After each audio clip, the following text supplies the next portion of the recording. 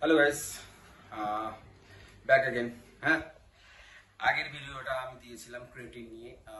যারা non veg আছে, এবার হচ্ছে ভেজ। যারা নন ভেজে মানে চিকেন এগ খাচ্ছে, অ্যামিনো অ্যাসিড পাচ্ছে, এবার ভেজ আমরা কোথা থেকে পাবো, কোন ভিটামিন থেকে পাবো, এটা তো আমার ভাবার বিষয়, তাই তো? আপনার জানার ইচ্ছা আছে যে আমরা ভেজ কোন সবজি খেলে পরে আমরা ক্রিয়েটিন পাবো, অ্যামিনো অ্যাসিড। ঠিক আছে, এবার অনেকে সমস্যা যে কনফিউজ হয়ে আছে। সমস্যা মানে কনফিউজ হচ্ছে যে আমরা যে সাপ্লিমেন্টটা খাই, ওটা কি আমরা ননভেজ খাচ্ছি, কোথা থেকে আসছে? ওটা প্রসেসিংটা আলাদা টোটালি। ওটা নিয়ে আমি নেক্সট একটা ভিডিও করবো। কিন্তু এখন কি আসছে, ন্যাচারাল যেটা আমরা পাবো ভেজ থেকে, সেইটা আমি আপনাদের বলছি, আপনার ভালো করে শুনুন।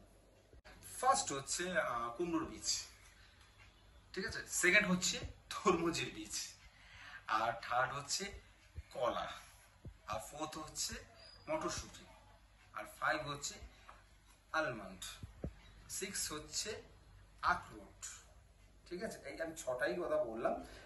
ভিটামিন আপনারা খাবেন, ক্রিয়েটিন পাবেন, আর প্রচুর বেনিফিট পাবেন, ভালোই রেজাল্ট পাবেন। আর নেক্সট ভিডিওটা আমি বানাবো যে সাপ্লিমেন্টে যারা সাপ্লিমেন্ট খাচ্ছে, যে ক্রিয়েটিন কিভাবে পাবে, আসছে কি পসিবল।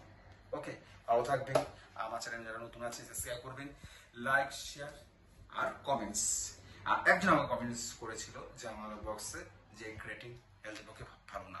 না, ক্রিয়েটিন হেলথের পক্ষে খুব হেল্পফুল, অবশ্যই হেল্পফুল, কিন্তু খাবেন আপনারা। এমন অ্যাসিড আমাদের দরকার আছে, ভেজও পাওয়া যাবে, নন ভেজও পাওয়া যাবে। ওকে।